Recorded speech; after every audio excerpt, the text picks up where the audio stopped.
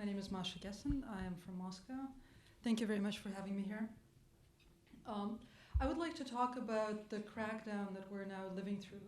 Unfortunately, I don't have enough time to go into any detail on the crackdown. There's plenty of it.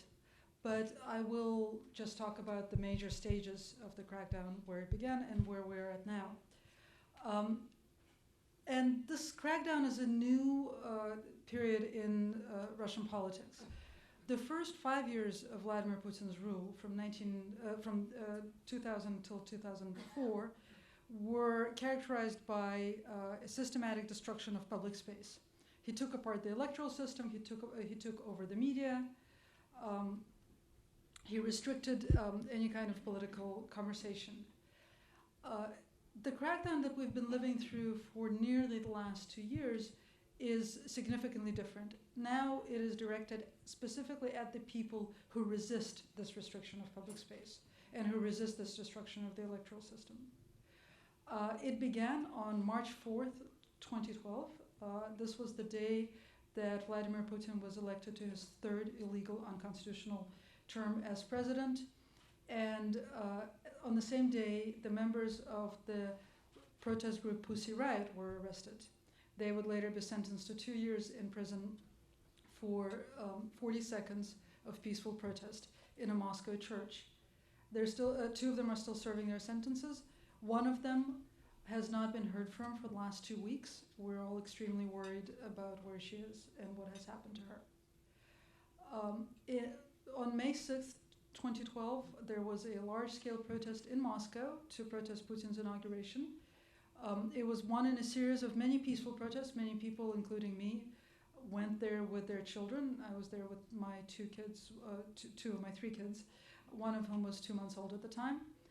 The police broke their agreement with the demonstrators by suddenly creating a bottleneck along the parade route and inciting violence. A riot broke out. One of my children, who was fortunately safe, but the older child, the 11-year-old, was caught in the violence for 2 hours while I was outside waiting for her. About 600 people were detained that day. All of them were released 1 to a few days later. But later, 28 of those people, all of whom were ordinary participants in the protest, were picked up again, and now they're facing charges that range, their potential sentences, actually the sentences they're virtually guaranteed, range from 2 years to 10 years for supposedly participating in mass violence. These people were very clearly chosen at random. These were not organizers of the protest. They were not leaders of the protest. Most of their names are not known to anybody outside their immediate circle of friends or family. This is a typical strategy of intimidation. Ordinary people are picked up instead of leaders. In June, a new law on public assembly was passed that gives the police and the judiciary almost unlimited powers in choosing the people that they prosecute and choosing the violations that they prosecute for, and gives local authorities extreme powers of restricting public assembly in their jurisdictions. In July of 2012, a law on foreign agents was passed. The law aims to paralyze the work of virtually any NGO that receives foreign funding, and has to a large extent succeeded in doing so. In August, 2 different laws on restricting information were passed. One has had a severe impact on publishers, especially on publishers that publish children's books. And the other has given a consumer authority the power to block any internet site for any reason. Just last week, the Consumer Authority used its power to block a news agency for publishing a video that was made by Pussy Riot. In September, amendments were made to the laws on espionage and high treason, returning those laws to the wording that we had in the mid-1930s, which made it possible to arrest and convict anybody of espionage or high treason for doing anything, and I am not exaggerating. In December, a law was passed in response to legislation passed in the United States. One of the provisions of this law has been very well publicized, but two other provisions are also extremely important. The provision that most of you have probably heard about is an all-out ban on adoptions of Russian orphans by American citizens. Two other provisions, one gives the Justice Ministry the power to summarily shut down any non-governmental organization that receives any amount of private or public US funding. In the meanwhile, Russia also kicked out USAID, which was an essential funder of many pro-democracy programs in Russia. Another provision bans people who hold both a Russian and a US passport from running or being members of NGOs. That's people like me and several other people who have been active in the pro-democracy movement. In January, the parliament took up the ban on homosexual propaganda.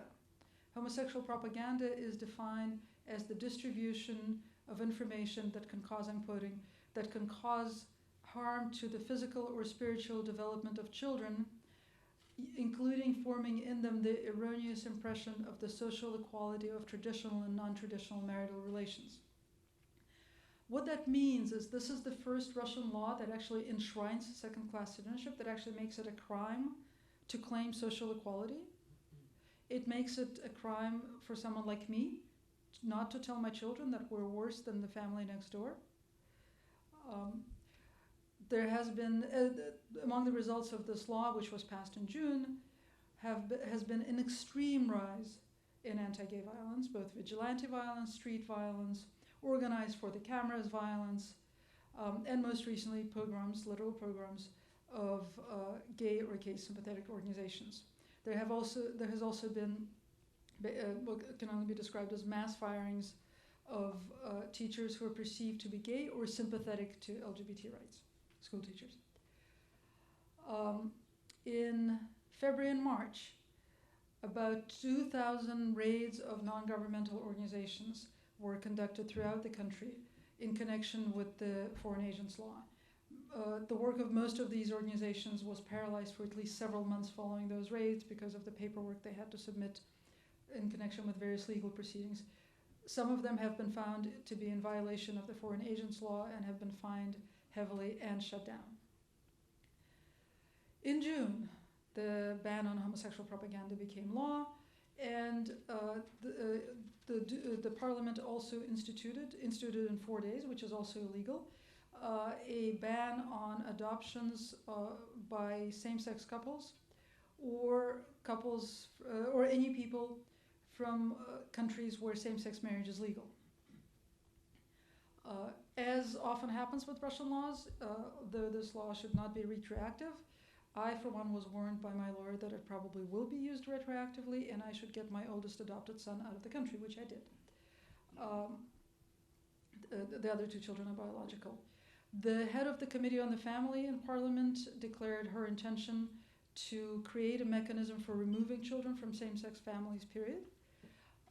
And sure enough, in September, a bill to that effect was filed. The bill has since been withdrawn because of very vocal international reaction, but the bill's sponsor, who is a member of the ruling United Russia Party, has promised that he will refile the bill once he corrects the language. Translated into human language, that means after the Olympics. They will refile this law when they're not so concerned about the international reaction. In September, Russia's human rights violations reached beyond its borders into international waters. Russian Coast Guard picked up 30 activists, 30 Greenpeace activists on a ship in international waters, essentially kidnapping them.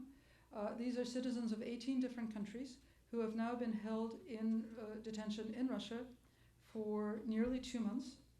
They were first charged with piracy, which carries a sentence of up to 15 years under Russian law. Piracy presupposes the presence of a ship, so they should have been attacking a ship. There was no ship in the neighborhood of that ship that they were on, so it's not clear. In fact, the only pirates in the area were the Russian border guard, who attacked the ship and then proceeded to actually clean it out of laptops and other personal belongings, so acting like classic pirates. After the Netherlands, whose flag the ship flew, filed suit in the International Tribunal on the Law of the Seas, Russia downgraded the charges to hooliganism. So now these people face merely up to 7 years in prison rather than 15 years. How they could have engaged in hooliganism in international waters is an open question. But this is actually a very significant case, not just because it's so outrageous that they kidnapped people in international waters, but also because that week Russia really demonstrated its attitude toward international enforcement bodies and toward international law by, first of all, refusing to take part in the International Tribunal on the Law of the Seas, even though Russia is signatory to the convention that created the tribunal. The same week, Russia refused to carry out a decision of the European Court of Human Rights, which directed it to review the case of a man serving a life sentence for murder that the European Court of Human Rights believes he did not receive a fair trial in being sentenced for. The Russian Supreme Court said it looked at the case and it did not warrant being reviewed.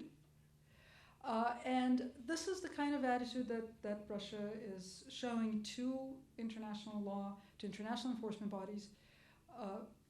Imagining that Russia would be elected to an international body like the Human Rights Council seems outrageous. It also seems like a grave insult to the 70 people who are currently considered to be political prisoners who are in Russian jails.